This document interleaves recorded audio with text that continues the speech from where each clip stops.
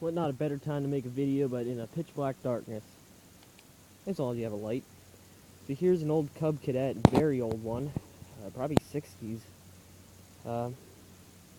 That we towed all the way down about 5 miles home through town. So sitting there, we're never gonna get hit by cars. We did try to start it up, but we didn't have a battery, and this needs a battery to stay running. You can't just jump it and go. So, anyways, because this actually has one of these coils on there.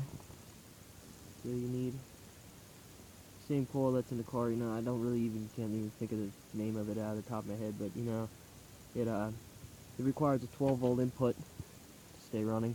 We did have it running. It hasn't ran in like how many years actually?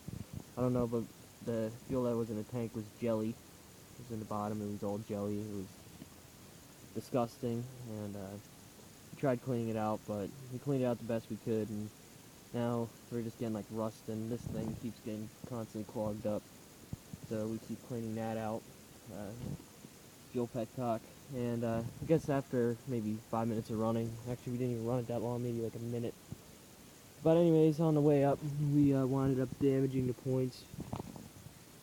This bar here, which the rope was tied onto, actually came up and it slapped the points and cracked them. I have the cover for it, but we should have put the cover on, because now we wouldn't be in this situation. So it actually cracked right there. You see the crack in the arm.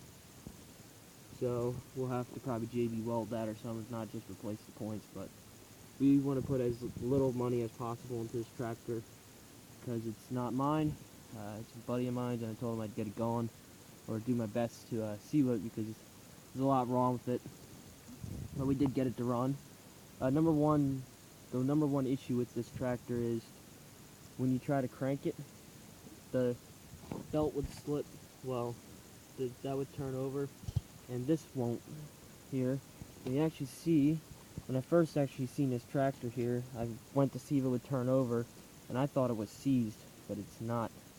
It will not turn no matter what you do, but as soon as you kick it over with a crowbar after you turn the starter generator, you turn the key, and then you kick it over with a crowbar, and all of a sudden then it kicks over, and then it starts to crank, and then it will fire up. So that's kind of awkward, but it actually starts and it cranks fine. So it's like something's sticking, and then as soon as you nudge it, it moves. So that's something that we're actually wondering maybe could have to do with the transmission, because this is straight shaft. This is actually the front shroud here with the motor. I think it's a, oh, you know what, I should tell you, it's a 10 horse. But it's a Kohler. This is Kohler K241A. Here it's K241. Definitely Kohler. Let's get one of the old nameplates on there. It's a really old engine. It's really cool. I like it. These are when Kohlers were actually really good. I still like them.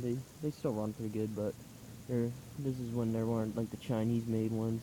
These are made in Kohler, Wisconsin, USA.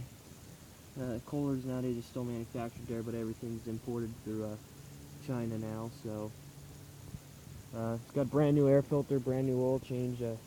Oil was clean in there. It was changed right before. I guess it took a shit on them. And we had to we found this mission coil in their basement and stuff, and tried it on. We didn't know if it would work or not, but it works. And then I just found this other wire, probably just an old car wire. I'd put the end there. Carburetor actually wasn't bad, but there was jelly in the tank, but luckily the fuel was shut off. But we did get started. Just pulled the carb bowl off the bottom just to check. But everything ran, just puffed out shit tons of black smoke, well, white smoke out of that exhaust, and it just sat there and teased us for maybe half an hour of cranking and just blowing smoke out. And finally it just kicked over and went pop, pop, pop, pop, pop. So, could be ignition timing slightly off, but I guess I don't think you can really actually get these slightly off. They're timed right on the camshaft in there, so probably not. Just maybe points need to be adjusted a little bit better. because this camshaft, it's usually the camshaft has a little extra lobe on it that moves the points. These ones that go back inside the case there. That's how they move. But it has spark and stuff, and it ran. But it needs a battery. If not, we would have driven it home. Oh, one other thing is the front ball joint popped on the way home. So what I'm going to just do, because this tractor is pretty much worn out, and we don't want to spend a lot of money, instead of replacing this whole thing, actually, you know what, I may just replace the end cap here. But if not, what I'll just do is I'll actually pop it back in there and just weld that shut there.